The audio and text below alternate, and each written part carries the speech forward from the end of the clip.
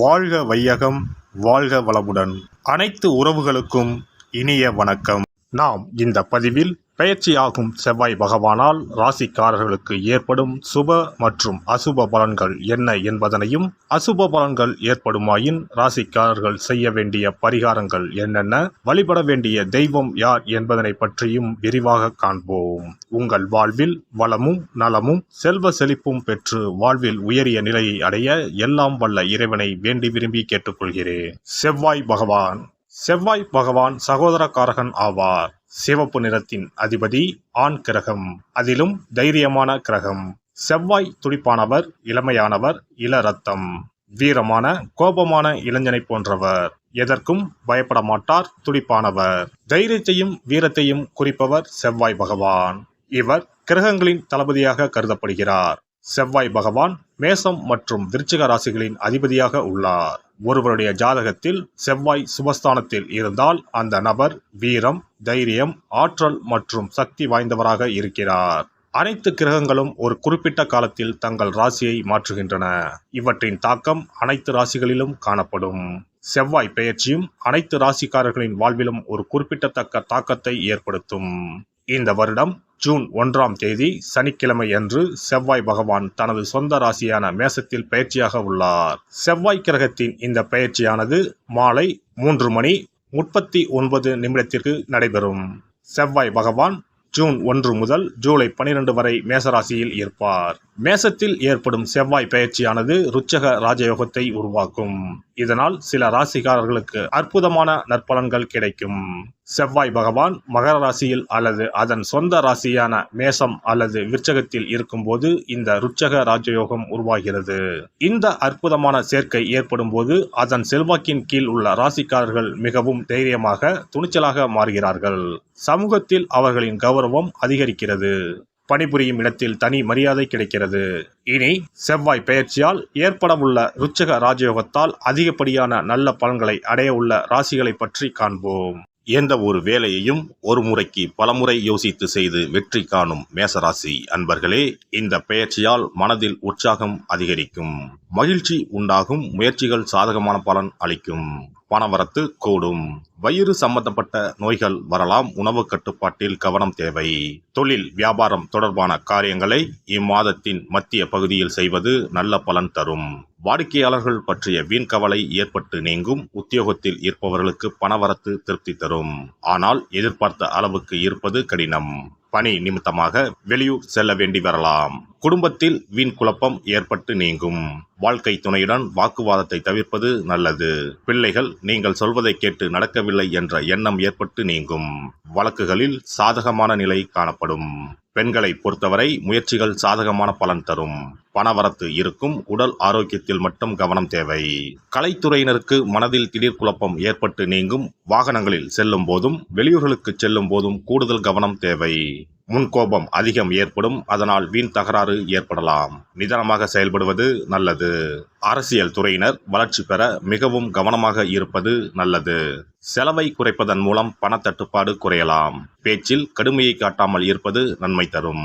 மேலிடத்தின் மூலம் மனம் மகிழும்படியான சூழ்நிலை உருவாகும். நண்பர்கள் உறவினர்களுடன் கவனமாக பேசி பழகுவது நல்லது. மாணவர்களுக்கு கூடுதல் மதிப்பெண் பெற எடுக்கும் முயற்சிகள் யாவும் வெற்றி பெறும். வீண் கவலையை தவிர்ப்பது நல்லது. நட்சத்திர பலன்கள். அஸ்வினி நட்சத்திரம். அடுத்தவர் ஆலோசனையை கேட்டாலும் முடிவில் சொந்த அறிவில் செயல்படுவீர்கள். வீண் கவலை ஏற்பட்டு நீங்கும். செலவுகள் அதிகரிக்கும். இடமாற்றம் ஏற்படும். எடுத்த காரியத்தை செய்து முடிப்பதில் தாமதம் ஏற்படலாம். பரணி நட்சத்திரம். அடுத்தவருக்கு உதவ போய் வீண் பிரச்சனையில் சிக்கிக்கொள்ள நேரலாம். கவனமாக இருப்பது நல்லது. புதிய நட்புகள் உண்டாகலாம். தொழில் வியாபாரத்தில் போட்டிகளை சந்திக்க வேண்டியிருக்கும். கார்த்திகை 1ஆம் பாதம். வியாபாரம் தொடர்பான அலைச்சலும் புதிய ஆர்டர் பற்றிய கவலையும் ஏற்படும். உத்தியோகத்தில் இருப்பவர்கள் சக ஊழியர்களுடன் அனுசரித்து செல்வது நல்லது. பணவரத்து திருப்தி தரும். குடும்பத்தில் நீண்ட நாட்களாக இருக்கும் பிரச்சனைகள் தீரும். முருகப்பெருமானுக்கு அரளிப்பூ அர்ப்பணித்து அர்ச்சனை செய்து வணங்க எல்லா கஷ்டங்களும் நீங்கி மன அமைதி உண்டாகும். நவ கிரகங்களில் சூரியனுக்கு அடுத்தபடியாக செயல் ஆற்றல் உள்ள கிரகம் செவ்வாய்.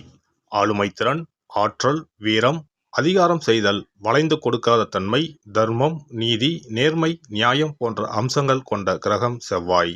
செவ்வாய் பலமாக இருந்து நல்ல ஆதிபத்தியம் பெற்று அவரது தசை நடக்குமானால் சகோதர சகோதரிகள் மூலம் பெரும் அனுகூலம் ஏற்படும். பெரிய பதவிகளில் உள்ளவர்கள் தொழில் அதிபர்களின் தொடர்பு கிடைத்து அதன் மூலம் முன்னேற்றம் உண்டாகும். பலமற்ற ஆதிபத்தியம் பெற்று தசை நடக்குமானால் கீழே விழுவதும் அடிபடவும் நேரிடும். வாகன விபத்துக்களை சந்திக்க நேரிடும். இரத்த காயங்கள், வெட்டுக்காயங்கள், இரத்த சம்பந்தமான நோய், சித்தப்பிரமை, தலையில் அடிபடுதல் போன்றவற்றை ஏற்படுத்துவார் செவ்வாய் பகவான். வீண் வழக்குகள், சண்டை சச்சரவுகள், மறைமுக நேர்முக எதிரிகள், பொருள் களவு போகுதல், செய்தொழில் வியாபாரத்தில் திடீரென்று பெருத்த நஷ்டம், அரசாங்க கெடுபிடி, பதவி இறக்கம், மறைந்து வாழும் சூழ்நிலை என்று பலவகை இன்னல்களை உருவாக்குவார். செவ்வாய் முதலான தோஷங்கள் அனைத்தும் நீங்க அவரின் அருளை முழுவதும் பெற செவ்வாய்க்குரிய அதிதேவதையான முருகனை வழிபடுவதும், கோதுமை ரொட்டி, வெள்ளை எள் கலந்த இனிப்பு பலகாரங்கள், துவரை போன்றவற்றை ஏழைகளுக்கு தானம் கொடுப்பதும் நல்லது. செவ்வாய் கிழமைகளில் விரதம் இருந்து செவ்வாய் பகவானுக்கு விளக்கேற்றுவது, சஷ்டி விரதம், கிருத்திகை விரதம் மேற்கொள்வது, தினமும் கந்த சஷ்டி கவசம் படிப்பது நல்லது. மேலும் செவ்வாய்க்குரிய கல்லான பவளக்கல்லை மோதிரத்தில் பதித்து அணிவது, சிவப்பு நிற ஆடையை அணிந்து கொள்வது, செப்பு பாத்திரங்களை உபயோகிப்பது போன்றவற்றால் செவ்வாயால் உண்டாகக்கூடிய தோஷங்கள் குறையும். செவ்வாய் பகவானுக்கு செய்யும் பரிகாரங்கள் அனைத்தும் முருகனுக்கு உகந்தது என்பதால் முருகனின் திருவருளும் கிட்டும். திருமண வாழ்க்கையில் செவ்வாய் பகவானுக்கு முக்கிய பங்கு உண்டு. திருமணத்துக்கு வரன் பார்க்கும் போது பிள்ளைக்கோ அல்லது பெண்ணுக்கோ செவ்வாய் தோஷம் இருக்கிறதா என்றுதான் முதலில் கேட்பார்கள். அந்த அளவுக்கு செவ்வாய் தோஷம் மிகவும் முக்கியமானதாக பார்க்கப்படுகிறது. ஒருவரின் ஜனன ஜாதகத்தில் லக்னம், சந்திரன், சுக்கிரன் ஆகியோருக்கும் செவ்வாய் இருக்கும் இடத்துக்கும் உள்ள தொடர்பை கொண்டுதான் செவ்வாய் தோஷம் ஒருவரின் ஜாதகத்தில் எந்த அளவுக்கு வலிமையாக இருக்கிறது என்பதை கணிக்க முடியும். செவ்வாய் தோஷம் இருக்கிறது என்றால் நம்பிக்கையோடு மிக எளிய பரிகாரங்களை செய்வதன் மூலம் தோஷ நிவர்த்தி பெறலாம். செவ்வாய் தோஷம் என்பது திருமண தடையை ஏற்படுத்துவது மட்டுமல்லாமல் மேலும் பல இடையூறுகளையும் ஏற்படுத்தும். எனவே செவ்வாய் பகவானை செவ்வாய் தோறும் செவ்வாய் ஹோரையில் வழிபடுவதும், செவ்வாய்க்குரிய கடவுளான முருகப்பெருமானை 9 நெய் தீபம் ஏற்றி வழிபடுவதும் செவ்வாய் தோஷத்தினால் ஏற்படக்கூடிய அசுப பலன்களின் தாக்கத்தை பெரிதும் குறைக்கும் என்பது ஐதீகம். செவ்வாய் தோஷம் ஒருவருக்கு இருந்து ஒருவருக்கு இல்லை என்றால் திருமணம் செய்யக்கூடாது என்பது சாஸ்திரம். இருவருக்கும் இந்த தோஷம் இருந்தால் திருமணம் செய்து வைக்கலாம் என்று சிலர் சொல்வார்கள்.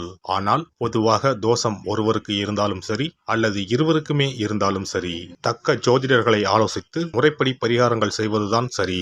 செவ்வாய் தோஷத்தால் திருமண தடை உள்ளவர்கள் வைத்தீஸ்வரன் கோவிலுக்கு வந்து அரச மரத்தடி விநாயகர் ஆதி வைத்தியநாதரை வழிபட்டு ஆலமரத்தை சுற்றி வர வேண்டும். வைத்தியநாத சுவாமி, தையல்நாயகி அம்மன், செவ்வாய்க்கு அதிதேவதையான முருகப்பெருமானை வழிபட வேண்டும். சன்னதியில் உள்ள செவ்வாய் பகவானுக்கு சிகப்பு வஸ்திரம் சாத்தி அபிஷேகம் செய்து பரிகாரம் செய்ய தடைகள் நீங்கும். இந்த வீடியோ பதிவு உங்களுக்கு பிடித்திருந்தால் லைக் பண்ணுங்க, கமெண்ட் பண்ணுங்க, ஷேர் பண்ணுங்க, மறக்காம சப்ஸ்கிரைப் பண்ணுங்க, பக்கத்துல இருக்கிற பெல் பட்டனை கிளிக் பண்ணுங்க. நன்றி, வணக்கம். ஓம் நமச்சிவாய. சிவாய நம.